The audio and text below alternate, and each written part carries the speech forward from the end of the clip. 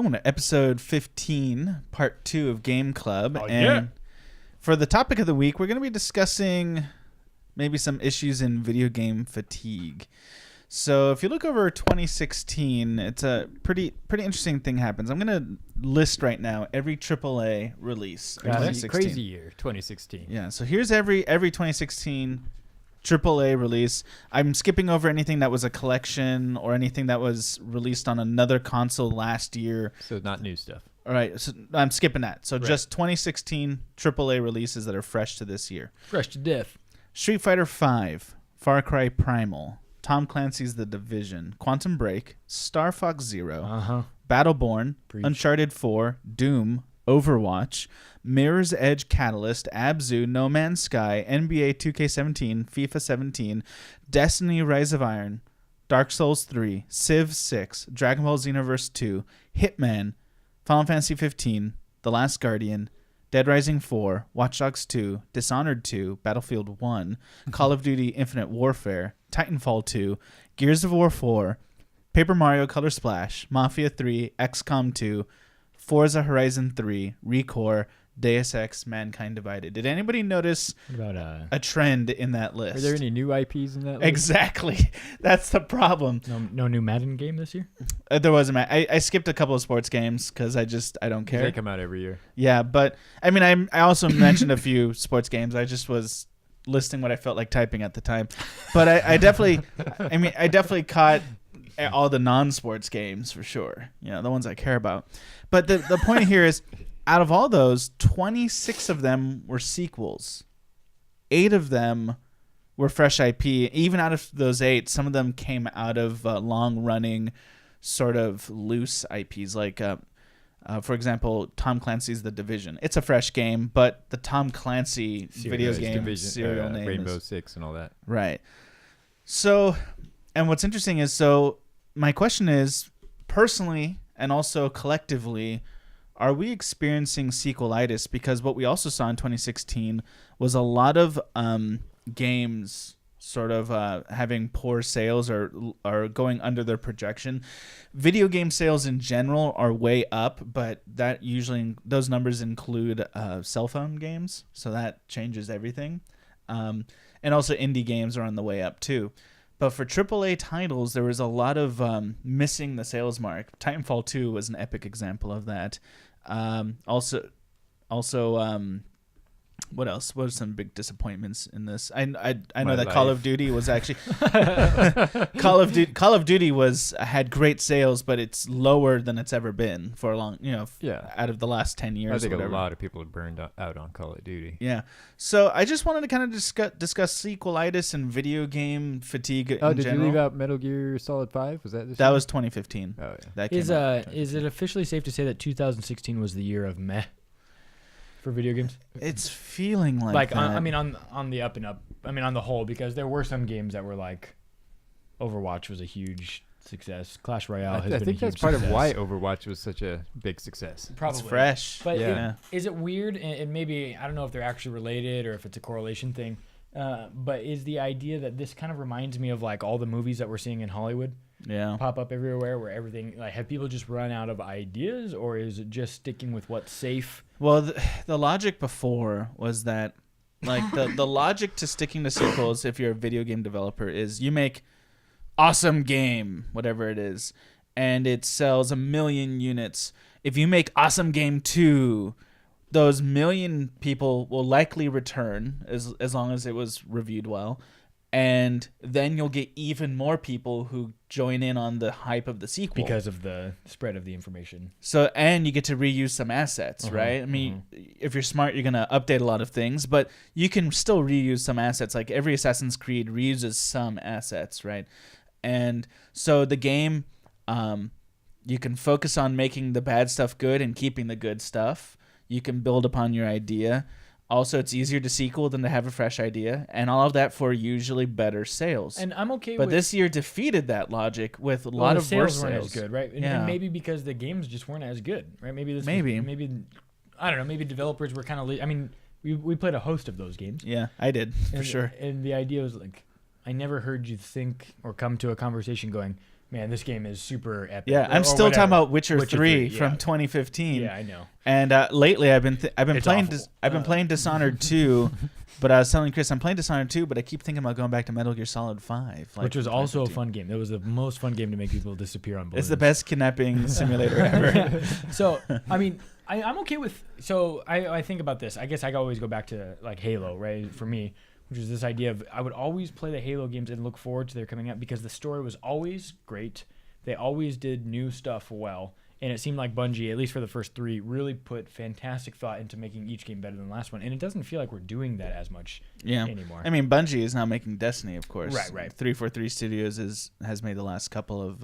I think Halo Ubisoft was games. smart to take a year off from the Assassin's Creed. Yeah, I mean, they still put out the Ezio collection. Yeah, But yeah, and they the certainly movie's coming out. laid off like a fresh. Yeah, Yeah. and see, and that's fine, right? Because you're kind of peppering people as opposed to just like Well, and it's a shooting fine them line in the with face. sequels, right? Because the Assassin's Creed 2 kind of kicked off all of Assassin's Creed sequel nonsense. Right. Because you had 2, and then you had Brotherhood, and then you had But Revelations. the storyline and the history in those things that are so jam-packed are so good. Well, I was gonna Yeah. say at least with like Brotherhood, it was a continuation of the first story. Yeah, they sequeled a game with a whole trilogy. Yeah. That's what Assassin's Creed 2 was, a trilogy. And that's the crazy thing, even in that there's so much history, or it seems like in the games that we always, at least the 3 of us, always come back to and are constantly talking about, there's so much side stuff to do Yeah. that occupies time. Like there's not a lot of side mission activity or side plot or even history that you can read. Like that was one of my favorite things about Assassin's Creed, right? When you're wandering around through Italy, like you could read about all of the historical monuments there. But you don't get that in Call of Duty. Right. You don't get that in Titanfall. You don't get that. It's just very like point, click, bang. Yeah. Even Dishonored 2, there's not much in terms of side. They show you where all the rooms are. You have a thing, so You have a lot of like personally written documents to Yeah. read, but I don't find those to be very interesting in Dishonored Yeah. 2. Like everybody's doing the whole find written stuff, and not many people are actually writing very interesting, compelling pieces for that. yeah. Bethesda really set the bar pretty high with their whole mythology they built for the Elder Scrolls. Yeah. Like I've sat and read the mythology outside of the game. Yeah. I don't know.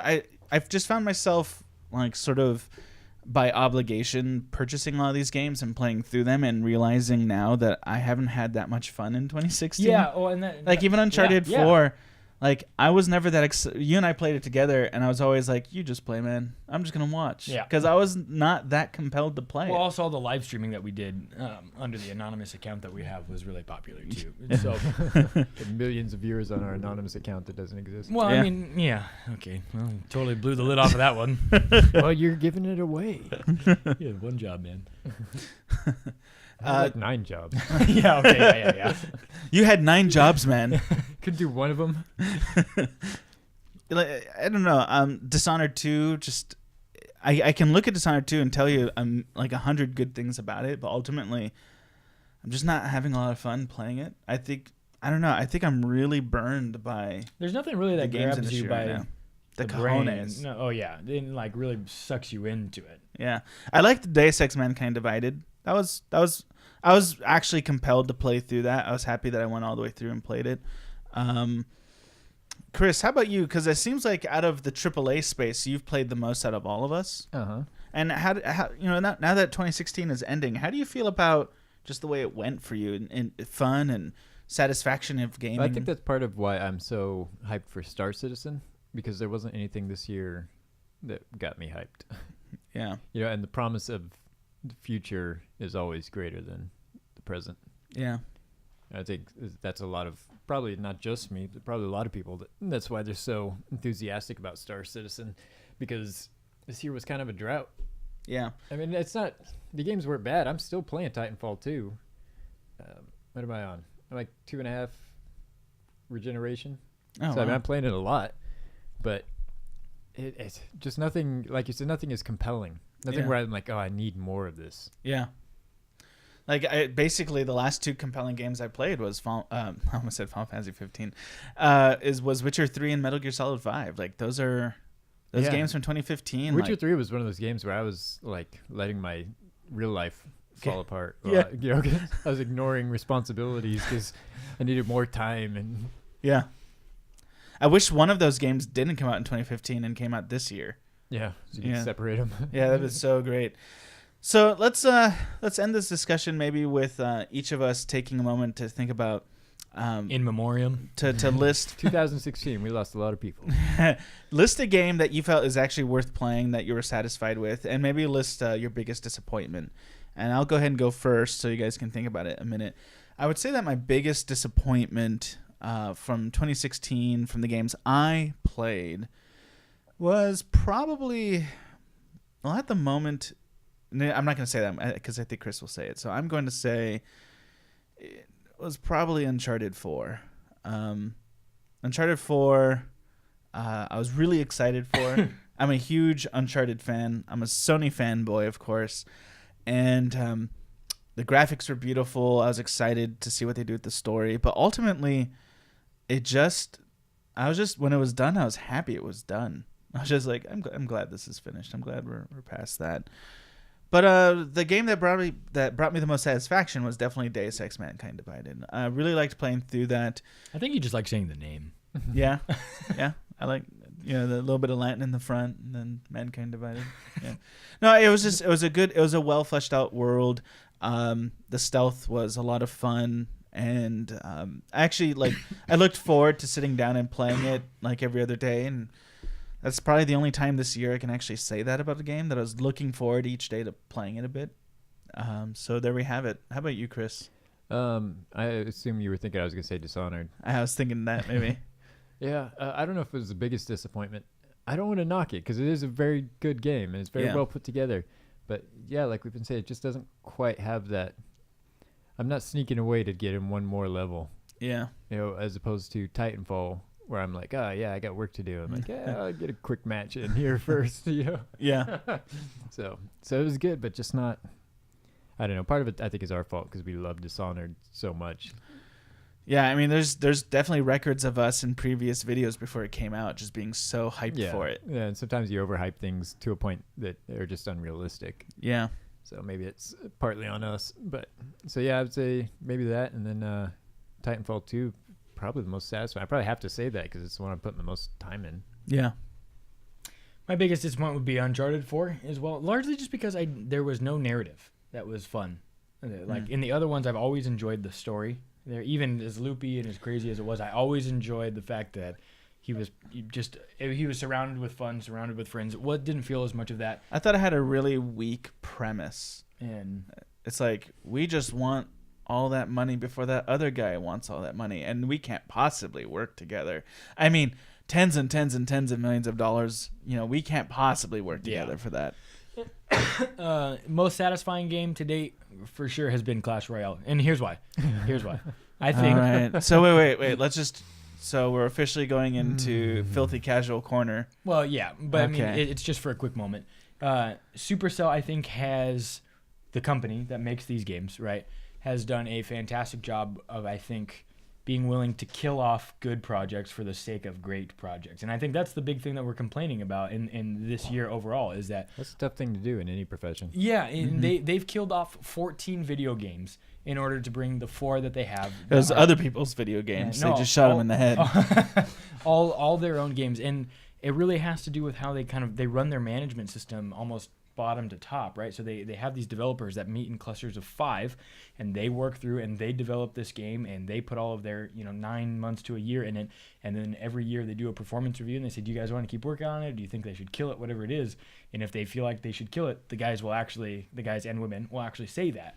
And so these 14 projects have arisen, got rid of them, and the 4 that they have, Heyday, Boom Beach, Clash Royale, and Clash of Clans, are all excellent games that show record number. And I think what's good about that is because it's finally beginning to maybe pave the way, as you'll see later once you watch our next video, for really showing that a phone game, that a phone company, or that phone games in general can be legitimate in terms of their contention for people's attention, in their contest for people's attention, for people's funds, for their money, that kind of, and people's time there. And so I think if AAA games keep going the way of sequel after sequel, more people are going to turn to video games because it's far more convenient. It's like the cell phone to me is going to turn into the TV essentially, and we're going to think that way, and I think we're going to move that way as the generation to follow ours kind of comes up a little bit. So For sure, Clash Royale, mainly because they've kept it fresh. They balance changes, and more so, they listen to their constituencies, I think, better than AAA studios do at this point. So that's my big one. Well, Chris, what a great year it was. Great year it was to start a video game podcast. Okay, well, Phone games for the win. Even though we might be disappointed, please like, subscribe, and share. And even though you're coughing mostly into the mic, and find all of our information down in the description. We'll see you later.